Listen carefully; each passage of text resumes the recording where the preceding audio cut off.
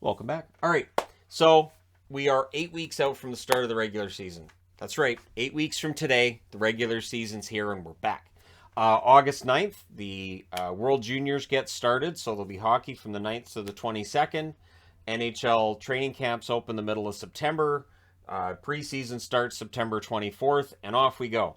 So my concern is always, we're going to the States. We're going to Las Vegas for the first week of August.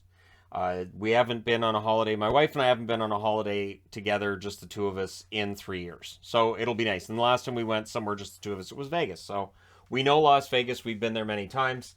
So I really enjoy going there. I've been pre-recording videos for during that week to get posted to the channel. So I'm not spending my whole day in the hotel room doing videos. I can basically just restrict to doing news videos while I'm there as needed, or just some fun list videos. But with this, I like to have NHL Live if we're traveling during the regular season.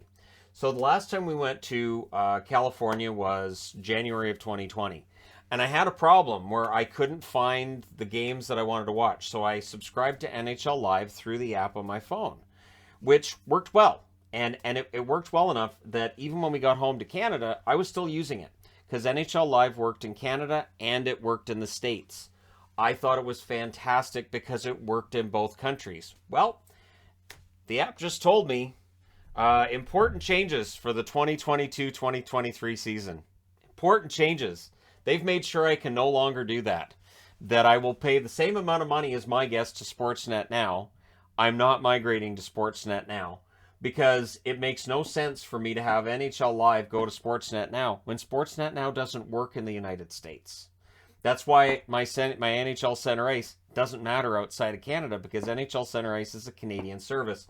Like ESPN Plus and Hulu are on the American side of the border, they're not on the Canadian side of the border. So it's frustrating to me because we are planning to have trips while there's hockey going on this upcoming year and beyond. And now it's a matter of, okay, so if there's games going on, where we're going, it's not like it's going to be all that easy for me to catch all the games. I remember the first time we went to Vegas during the hockey season, people said, just go to the casino. They have all the games on TV. Just go watch it there.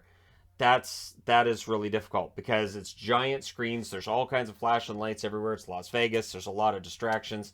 I couldn't take notes like I do for hockey games now. So with them making sure that NHL Live is no longer in Canada, it means that I no longer have access to it in the States unless I subscribe while we're on the American side and it recognizes my phone's in the States, but then I can't use it in Canada. I don't know if that'll mess up my app. I don't know if the app's going to be like, wait, you've got a subscription? You can't have that. And it may also make it so that my Canadian credit card no longer works on the, and that does happen. There are definitely instances where, especially over the last couple of years, because Canadians weren't crossing the border as often, there are a lot more places that my wife found the last time she was in the States. Her card doesn't work where it used to. So I have some concerns about this as somebody who likes to travel and still watch hockey while I'm traveling, and I like to be able to watch all the games. During the regular season, if there's 10 games on, cool, I will be watching as many of those games as possible. I only go to Abbotsford Canuck games or Vancouver Canuck games on nights where there's, I think it's 4 or less is where my cutoff is, where I'm like, yeah, I can go that night. If there's more than 4 games, I know that me taking all the notes when I get home and doing the review and figuring out everything to have on the board for that, that it takes it so that I don't get the review posted till usually after midnight my time. So that's after 3 a.m. Eastern. And it might be 1 in the morning before I'm even going to bed. So if it's a really busy night, good luck. So yeah, this is one of those things that they've made a change, and I'm not a huge fan of it. I'm not going to install the Sportsnet Now app. I'm not doing it. Because I have NHL Center Ice, so me having it on the app has been great for when NHL Center Ice has an issue, but it's Sportsnet. So I'm not a huge fan of the idea of now having to go to Sportsnet now for my hockey.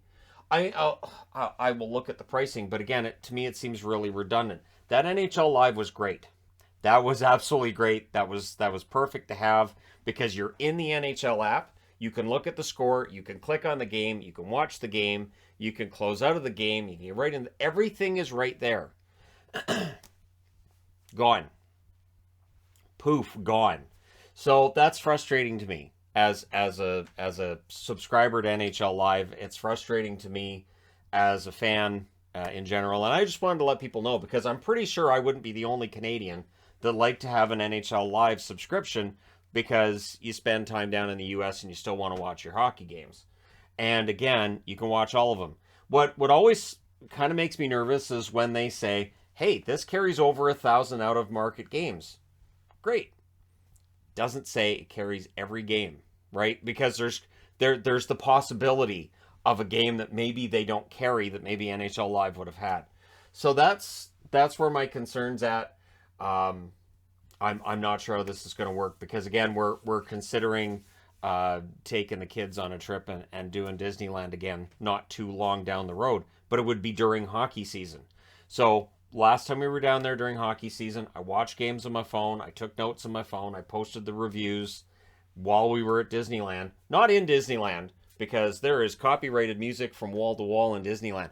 I really wanted to do videos in Disneyland, but I was like, that's definitely copyrighted, and then we move somewhere else and be like, yeah, no, there's a lot of music. And you realize, a lot of music in this area. And so, I mean, you can cut out the audio, but where's the fun in that? There are people who would like to see my videos without audio.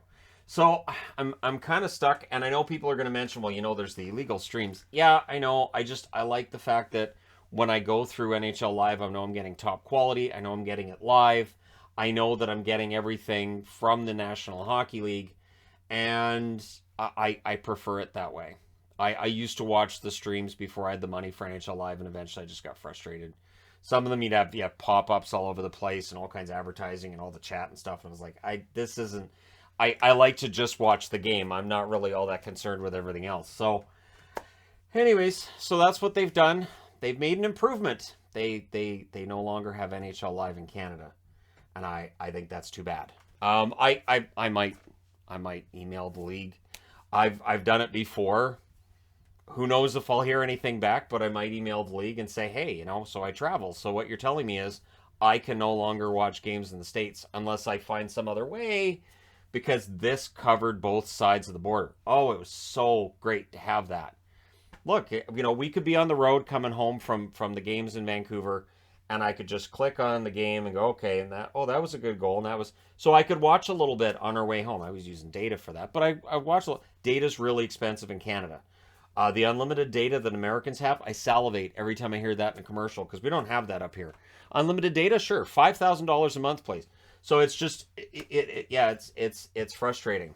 On some level, to me, it's frustrating because I like to have that freedom of, and I'd love to know of a service that I can use both in Canada and in the U.S. This was that service, and now they've taken it away. So we'll see if any service replaces it that works on both sides of the border. So unless Sportsnet plans to broadcast in the States, and they're not allowed, I'm kind of hosed, right? Because they're only a Canadian network. It's the same as ESPN. ESPN's not in Canada.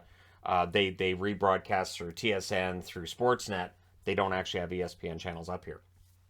So, yeah, it's frustrating. But let me know your thoughts in the comment section below, as always. Don't forget to hit like and subscribe if you're browsing your way through. You just happened upon this video. And hey, thank you guys so much for watching, for all your support. I'll talk to you again soon.